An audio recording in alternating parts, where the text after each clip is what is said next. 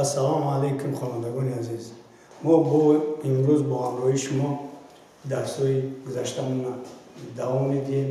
мавзӯи имрӯзаи мо муодилаҳои ирратсионалӣ мебошад. Муодилаҳое ки таърифи муодилаи ирратсионалӣ чунин аст. муодилаҳое ки дар он номаълум дар зери аломати реша мебошад, муодилаҳои ирратсионалӣ номида мешавад. дар вақте ки мо муодилаҳои ирратсионалиро ҳал карданӣ мешавем, як соҳаи қиматҳо ва соҳаи муайянии ифодаҳоро ба ёд овардан дар кор аст. ина мо ҳозир як муодилаи зеҳнро дида мебароям. ин муодила намуди зайд дорад. муодилаи намуди зайд дорад. яъне муодила ҳамин намуд аст. x квадрат минуси 1 зарби реша аз 3x решаи 3x минуси 1 баробари 0. ҳамин муодила ҳамин намуда дорад. барои он ки ман ҳамин муодилае ки дар тахтаи синф навишта шудааст ҳал кунам, пеш аз ҳал кардани ҳамин муодила ҳамина донистан дар кора ки дар ин ҷо x ҳама қиматро гирифта наметавонад. ҳама қиматро гирифта наметавонад. яъне x ба x ҳамон қиматҳои рост меояд ки муодиларо қаноат карда тавонад. барои он ки мо пеш аз ёфтан ҳалли муодила мо бояд соҳаи муайянии ифода, яъне соҳаи муайянии ҳамин ифодаи ҳамин чиро биёбем. яъне ман менависам соҳаи муайянии ифодаи 3x минус 1 ифодаи 3x минус 1ро меёбем. барои он ки соҳаи муайянии ҳамин ифодаро биёбем, ифодаи зерирешагӣ хеле ки шумо медонем ҳамин 3x минуси 1 мо дарсҳои гузашта гуфтем ки агар решаи квадратӣ, яъне реша агар дараҷаш ҷуфт бошад 2, 4, 6, 8 бошад, ҳамин ифодаи зери решагӣ 3x минус 1 аз 0 калон ё аз 0 ба 0 баробар шуда метавонад. дигар қиматҳоро қабул намекунад. акнун ман ҳаминҷа агар 3x-ро биёбам, агар 3x калон ё баробари 0, хеле ки дарси гузашта гуфта будам, ҳамин воҳид ки дар ин ҷо 1 истодааст, ман метавонам ки аз ин тараф ба тарафи рости нобаробарӣ барам, 1 мебарам, аломата нигоҳ мекунам, инҷа минус аст, инҷода плюс мегузорам. яъне 3x калон ё баробари 1 мешавад. агар x-ро ёбем, аз ин ҷо x калон ё баробари 1 тақсими 3 мешавад. 1 тақсими 3. акнун 1 ба 3 ман тақсим намекунаму якбора ҳамина дар тир нишон медиҳам ки ҳалли ҳамин дар куҷоаст. фосилаҳоро ёдтон набошад, фосила гузашта будем, инҷа аз бас ки калон ё баробар аст, ман ина метавонам нависам ки x тааллуқ дорад ба фосилаи 1 тақсими 3 то плюси биохили. яъне агар дар тири ададӣ агар ман ҳамина нишон диҳам, аввал нуқтаи 0-ро нишон медиҳам, баъди 0 инанҷа нуқтаи 1 тақсими 3 аст, 1 тақсими 3 аст, баъди вай 1 меояд ва ҳоказ яъне ҳалли мо аз ҳамин 1 тақсими 3 сар шуда то плюси биохилиро меравад. яъне соҳаи муайянии мин ифода дар ҳаминҷа роли калон медорад. баъди он ки мо соҳаи муайянии ифодаро ёфтем, баъди ин мо муодиларо ба ҳал кардани муодила, яъне ба қисми дуюми ҳал шурӯъ мекунем. x квадрат тари 1 менависем, инҷа менависем решаи 3x минус 1 менависем баробари 0. ман ҳамин x квадрат тари 1 ки дар поён навиштам, шумо медонед ки ҳамин x квадрат тари 1 x тарҳи 1 x ҷамъи 1 навишта мумкин аст. зарби 3x минус 1 баробари 0. ба шумо маълум аст ки ҳосили зарби 3 ифода кай баробари 0 мешавад. ҳосили зарби 3 ифода ҳамон вақт баробари 0 мешавад ки агар якташ ба 0 баробар бошад, дуташ аз 0 фарқ кунад. برای همین یک همین حالت ها که در اینجا هست ما از این سه حالت یک حالتش اگر معمول برابر کرده گیریم ما حالا می‌بینیم. یعنی حالتی اگر باشد که ما همین حالت ها را نگاه کنیم، مثال اگر x مینوس یک برابر 0 باشد ifade برابر 0 میشود. حالت دیگرش اگر x پلس 1 برابر 0 باشد همین ifade برابر 0 میشود. حالت سومش ریشه 3x مینوس 1 برابر 0 شود، این حالت سوم شد. لیکن در هر حالتایی که من در تخته سین با شما نوشتم خوب میشه که من این حالت را در نمود زائل می نوشتم. یعنی می نوشتم که بگذار که x مینوس 1 برابر 0 باشد، لیکن x پلس 1 9 برابر 0 باشد. لیکن x 3x مینوس 1 باید 9 برابر 0 باشد. این حالت یکمش است. حالت دیگه ما میتونیم که بگیم که x مینوس 1 9 برابر 0 است، لیکن x پلس 1 برابر 0 است. یعنی حالت سومش 3x مینوس 1 این 9 برابر 0 است. حالت سوم هم در اینجا پیدا می شود که x مینوس 1 9 برابر 0 است، x پلس 1 9 برابر 0 است. ریشه 3x مینوس 1 برابر 0 است. از همین سه حالت‌هایی که ما با آموزش ما دیدیم، ما از همین سه حالت‌های برابر 0 بودنشون میگیریم و همین حالت‌های برابر 0 حل میکنیم. یعنی اگر ما حالت یکم بگیریم همینجا x بیاریم، اگر x برابر 1 میشه. دویمش اگر x بیاریم x برابر مینوس 1 میشه. حالت سومش در ریشه 3x برابر 0 شده است، مونده است ما 3x یافتن نمیتونیم.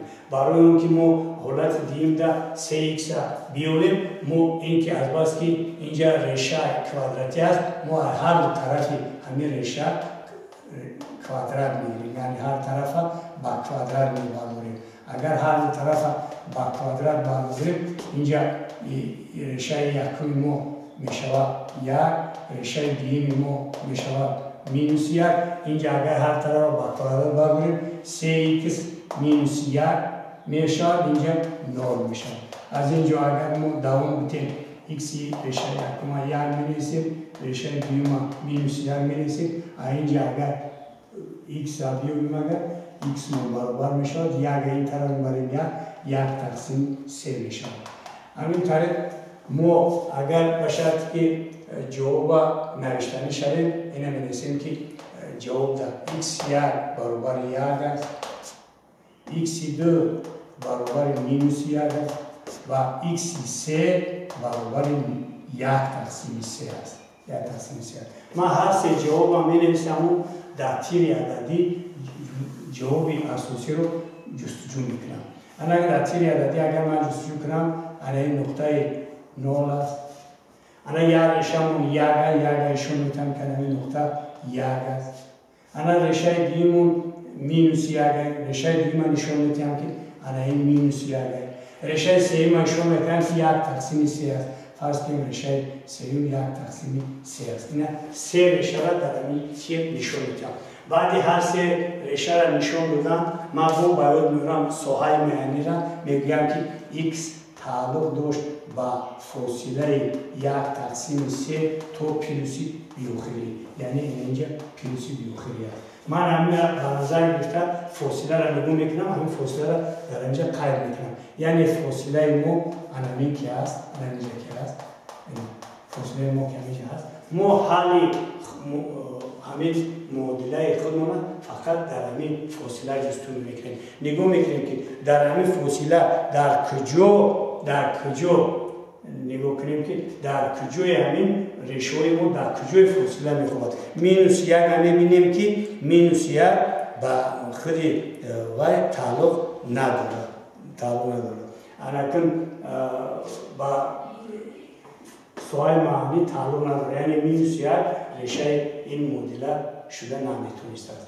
با سوال معنی تعلق داره، ما تعلق داره 1 تقسیم 3 را ما گفتیم که x با 1 تقسیم 3 برابر میشده است، x با 1 برابر میشده است. یعنی با جای x که من میگیرد، یعنی 1 تقسیم 3 تو 1 برای همین ما در جواب خودمون همین ifade را حل میکنیم که حل ما از باز که همین یک تقسیم 3 و 1 که به نظر میگیرد حل ما در همون چی داخل میشه یعنی نقطه یعنی که 1 تقسیم 3 1 تقسیم 3 و 1 همین حل ما میباشه نقطه یعنی ما همین نقطه بداگیر اگر اشاره کردیم جوی نقطه را عوض میکنیم یعنی فاصله که تعلق دارد در ریشه همین است از اگر ما از کالونش سر کنیم کالونش 1 خودش در تقسیم 3 اکنون ما قطع شما حضور دوام مثال دیگر را دیده میباریم این مثال نمودش نمیخواد ریشه 12 تر x برابر x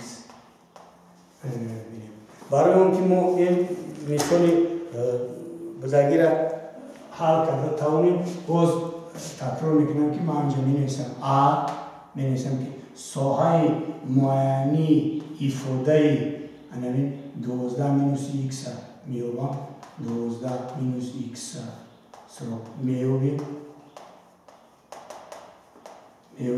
یعنی این باید 12 مینوس x کالون یا برابر 9 شود اگر از اینجا x ایابیم اگر 12 را خودش می نویسیم کالون یا برابر 9 را می نویسیم x رو طرف میبریم اینجا مینوس کی هست طرف را x پیش میشه یعنی 12 کالون یا برابر x میشه اگر x رو طرف چپ بنویسیم نگاه میکنیم 12 از x کالون است لیکن x از 12 خورد است برای همین x خورد یا برابر 12 نوشتم که وقتی x خورد یا برابر 12 که می نویسیم اینا حالش نوشتم که نه که و حال سوال ما میشه i مینوس بیوخیری تو 12 یعنی i مینوس بیوخیری تو 12 قبول میکنم که اگر در تیر ما همه نشون بده اینه پینوسی بیوخیر باشد این مینوسی بیوخیر باشد این نقطه 9 باشد این نقطه 12 باشد اگر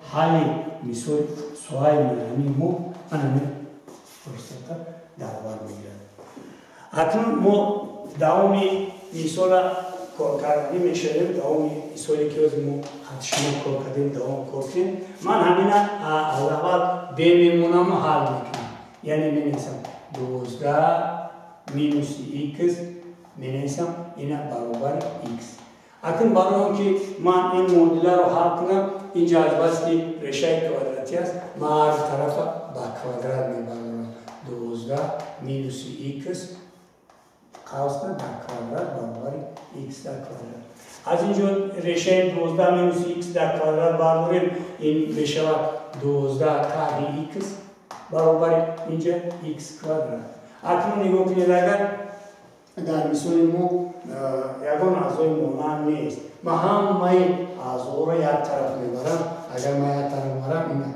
اینجا برابری اون طرف اینجا x کوادرات x او طرف برم اینجا مینوس طرف برم پلوس میشه 12 اینجا پلوس او برم مینوس میشه لیکن اینجا نول بود بینید من کاری کردم که همه طرفی راست بودم اکنون از بس که نول برابر همین ifade است من میتونم اینا برعکس نویسم x کوادرات جمع x تاری 12 برابر 9 اکنون ما حاصل کردیم سه‌جزئی یعنی مدل کوادراتی حاصل کردیم در این مدل کوادراتی حاصل کردیم و اگر ما مدل رو حل کردنی شویم شما ببینید که بر جای a اومده است یا بر جای b اومده است یا بر جای s اومده مینوس 12 اکنون من دیسکریمینانت اگر بیوبم این برابر b کوادرات مینوس 4as این برابر است بر جای b یک در کوادرات مینوس 4 ضربی یک ضربی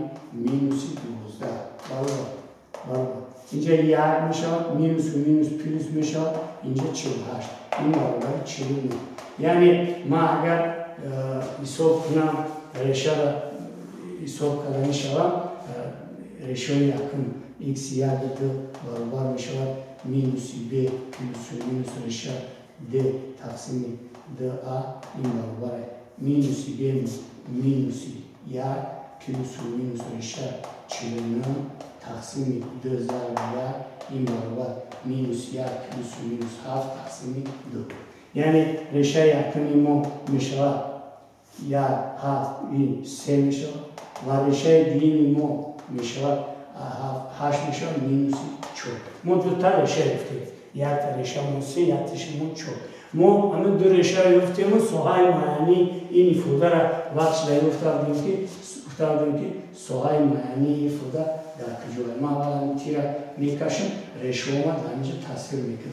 یک تاش 3 بود است، این ما 3 را اینجا ایشون میکنیم 3 میدهش 4 بود است، این 4 بگذار که 4 ما اینجا مینوسی 4 باشه دو ریشه.